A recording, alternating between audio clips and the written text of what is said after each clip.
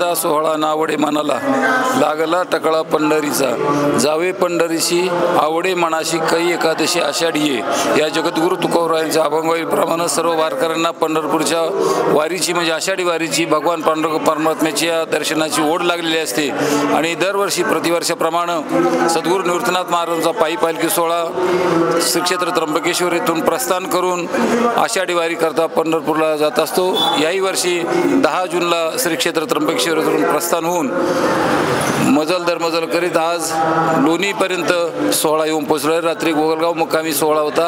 आज दुपारच्या 20व्याला लोणी येथे आलेला आहे आणि खूप आनंदामध्ये हा सोहळा मोठ्या उत्साहामध्ये मानकरी संस्थान यांच्या सर्व सहकार्यातून हा व्यवस्थितपणे सोहळा चालू आहे। या सोहळ्याला जवळजवळ 185 वर्षाची परंपरा आहे। या परंपरेमध्ये बेलापूरकर महाराज, गोसावी महाराज आणि डावरे महाराज हे मानकरी आहेत।